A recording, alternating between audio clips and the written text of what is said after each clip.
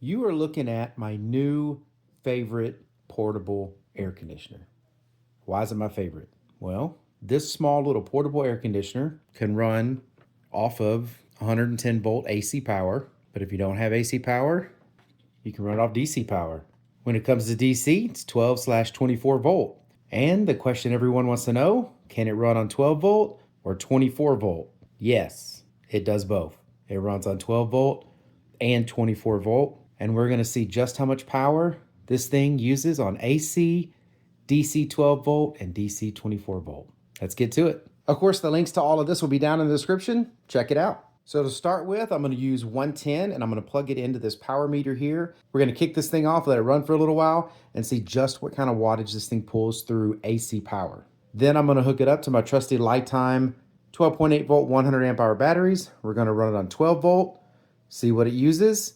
Then we're going to run it on 24 volt and see what it uses. So I plugged in the power cord, the AC power, and as you can see on the meter, it is saying it's using 1.9 watts just being on. If you see these little blue or purple lights that are up here, it's just saying that it is receiving power, but I do not have it turned on. I'm going to go ahead and kick it on. The compressor is definitely kicked on. As you can see over here, it's running over 300 watts. I mean, the air's already coming out cold. I got it turned all the way down to the lowest temperature, so that way it should stay on. And we're looking at around 340 now. Again, this is on 110 AC power. The wattage is slowly going to climb as the compressor builds up more pressure in the cooling system. The more pressure built up, the harder the motor has to run, so it uses a little bit more power. The fan speed is also on high, so I'm trying to see exactly what the highest wattage for this thing to run is. I'm going to go ahead and take a break. I'm going to let the wattage keep building, and we're going to see where it levels out at. All right, so it looks like it's going to level out at about 380 watts. It's went to 381, it's dropped to 379, so it looks like around 380. I'm going to go ahead and stop this AC test, and we're going to move to DC. So now I've unplugged the 110 AC power. You can see the plug laying back there. This is the DC power, and it comes with these alligator clips. So I have it clipped to just one of these lithium iron phosphate batteries. The battery monitor is showing you what's going on there. It's using about 2.6 watts of power just idle.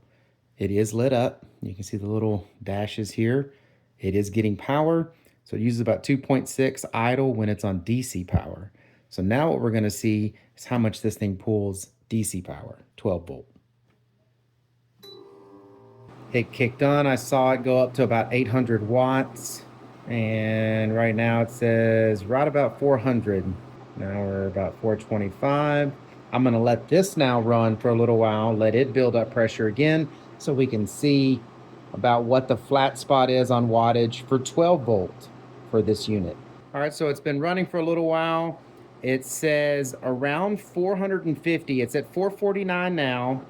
It was bouncing 49 and 48, but now we're getting to about 450. This seems to be around where it's leveling off. So the reason I'm talking wattage and not amperage is because we're at 12.7 volts.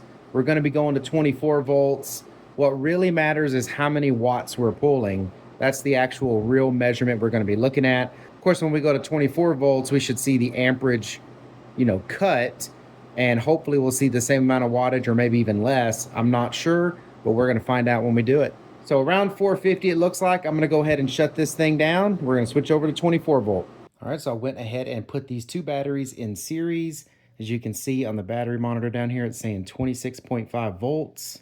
Resting with this unit off and just pulling power for the control panel and the circuitry, it's saying about 3 watts, 2.8 to 3. So let's just say 2.9. So now that we've got 24 volts, let's go ahead and turn it on, see what we're going to pull. I saw that kick up into the 900s when it kicked on, or about 400 watt. I'll let it run for a bit and we'll see when it plateaus. All right, so we've been bouncing between 440, 439 on watts. Looks like it's about plateaued there. Nice and cold. Yeah, somewhere around 440 on 24 volt. I'm gonna go ahead and shut all this down now.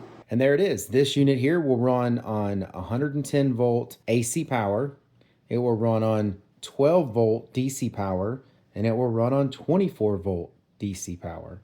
It is slightly more efficient on 24 volt DC power than it is on 12 volt DC power, but very little. We're talking about 10 watts difference. Now, AC power, that's the part that surprised me a little bit. I actually figured that this was built on DC components, like maybe the compressor and everything was DC. But normally that would mean the DC wattage would be lower than the AC wattage, because if it was all DC components, in theory, you would be getting direct current in and it wouldn't have to be converted. It would just go straight into the motor and everything else to make this run. But since it was more efficient on AC power, then that makes me believe that the components in here were designed for AC power, like the motor, fans, all that were meant to be AC power. I'm assuming the reason the DC voltage was higher was because it's inverting that DC voltage into AC power instead of vice versa, going from AC into DC. But that's what makes this thing so awesome. You can run it on DC power, you can run it on AC power.